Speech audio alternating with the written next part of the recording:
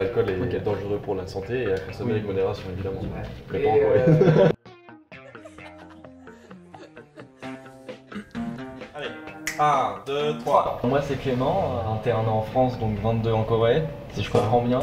Je suis ici à Paname pour faire du design graphique, puis on est content. Moi je m'appelle Barthélémy, je vis en Corée depuis 2011 avec des intermittences. Je vis à Busan et je fais aussi partie de la team Paname. Moi j'avais fait une interview il y a, je sais pas si vous vous souvenez, l'interview est toujours présente sur la chaîne Paname.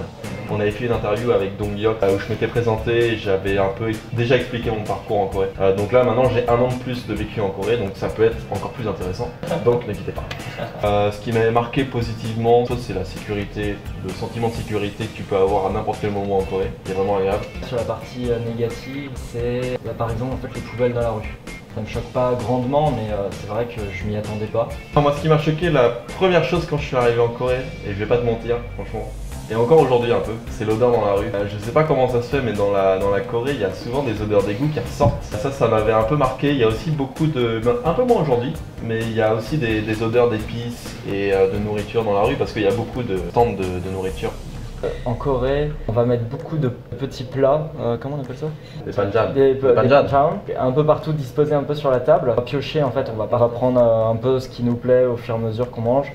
Alors qu'en France, on amène plat par plat. Moi, ce que j'aime bien en Corée, le plus fun que j'ai fait, c'est les poulpes vivants. Mais en fait, c'est pas vivant, tu vois, ça bouge parce que t'as les nerfs qui sont encore actifs. Et quand tu manges ça, t'as les petites tentacules qui se collent à ta gencive et qui essayent un peu de s'extirper du plat. Je sais pas si t'as fait ça. Non, mais justement, j'ai pas envie de ça. Non, moi j'ai du mal par contre quand tu commandes du chicken. En fait, ils te donnent des sortes de radis blancs. Dès que tu ouvres le petit sachet, l'odeur est infecte.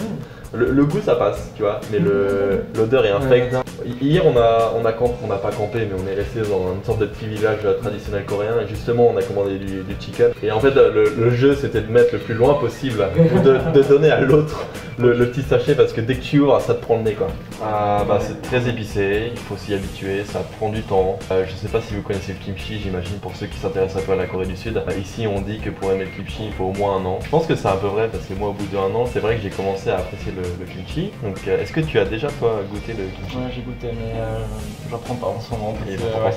La première chose c'est qu'il faut s'habituer à l'odeur qui est un peu forte parce que c'est du radis fermenté. Donc si tu restes un peu plus, peut-être que tu pourras confirmer cet adage. On dit adage? Oui, adage. L'alcool est dangereux pour la santé et à consommer avec modération évidemment. Mais pas en Corée. On boit ça mélangé.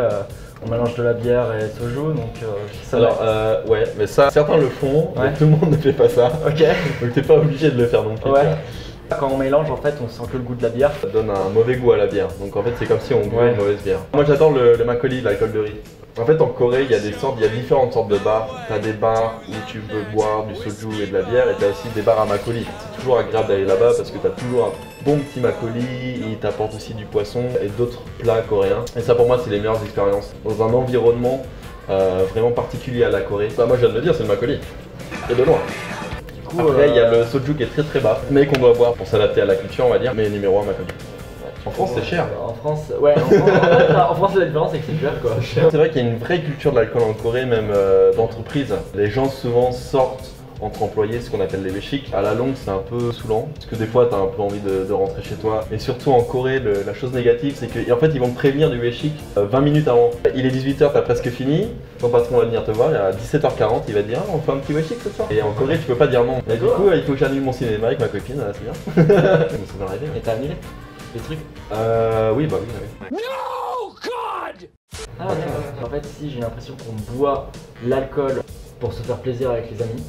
Alors qu'en France on boit l'alcool pour l'apprécier. Non pas qu'on n'apprécie pas l'alcool en Corée, mais j'ai l'impression que c'est plus porté sur le côté social en Corée. Vous avez la culture du shot. En France on a la culture de l'apéro, on aime prendre l'apéro avec ses amis sur une terrasse. Mais on apprécie l'alcool. En fait c'est vraiment culturel parce qu'en Corée ça sert aussi à dire ce qu'on pense vraiment à ses collègues, à son patron. Ça fait office de défouloir en fait. Les gens boivent des shots pour pour s'ouvrir. On boit mais pas pour les mêmes raisons. Et en Corée en fait tout ce qui se dit, par exemple lors d'un weshik ou lors d'une sortie, donc avec ses patrons, tout ce qui se dit sous l'emprise de l'alcool, le lendemain c'est oublié. Donc en fait ils se servent de ça pour dire vraiment ce qu'ils ont sur le cœur parce qu'ils peuvent pas le faire en journée habituelle. En Corée de dire frontalement ce que tu penses à quelqu'un, c'est très mal vu. En France, déjà tu bois pas avec tes collègues parce que tu y es forcé. Si tu vas boire avec tes collègues de travail, c'est parce que tu es plutôt pote avec eux déjà.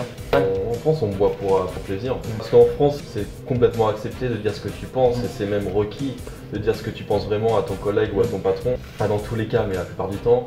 Je pense qu'à la longue, c'est un peu fatigant. Tu annulerais tout ce que tu as prévu pour aller faire un... Tu veux qu'on aille faire un chic là maintenant? On peut, hein.